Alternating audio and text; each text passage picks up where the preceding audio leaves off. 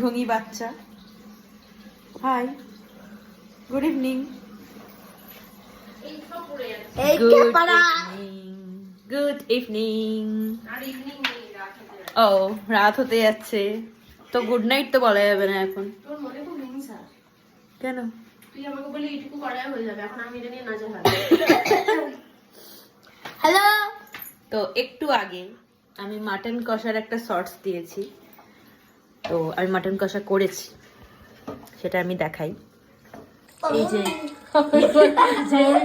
আমি মাটন কষা করেছি, আর এখানে যদিও মাটনের সঙ্গে এই পোস্তটা কেউ খাবে না, তারা মাটন হাতটা দেখা যাচ্ছে ঝিঙে দিয়ে আলু পোস্ত করছে। তোর পড়াশোনা নেই, রান্না করলেই হবে।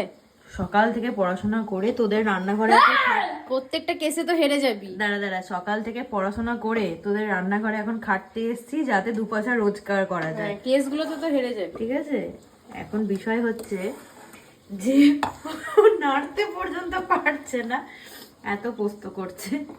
পোস্তটা বাড়তে হবে, এবার এটাকে চাপা দিয়ে দিই, ঝিঙেটাকে জল। আমি তো খাবো না এই পোস্ত, মানে খাওয়া যাবেও না।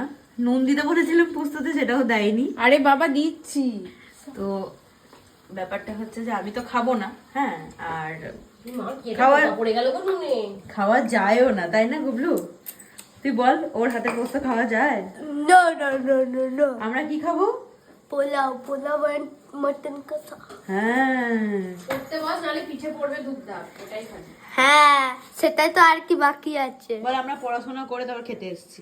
আমরা পড়াশোনা করে একবারে খেতে এসেছি। ইয়েস। জামাটা দেখি, জামাটা হ্যাঁ, গবলুর জামাটা তোমাদের একটু দেখাই। এই যে ভুঁড়ির মধ্যে দেখা যাচ্ছে গবলুর জামা। গবলু এখানে, গবলুর ভুঁড়িতে আরেকটা মুখ। এটা গবলুর মুখ, এটা গবলুর ভুঁড়িতে আরেকটা মুখ। ওকে একটু জ্বালানো যাক। আসলেই খেতে বসে যা। এই মারামারি করিস না। পোস্ত বাটতে হবে, সর আমার অনেক কাজ।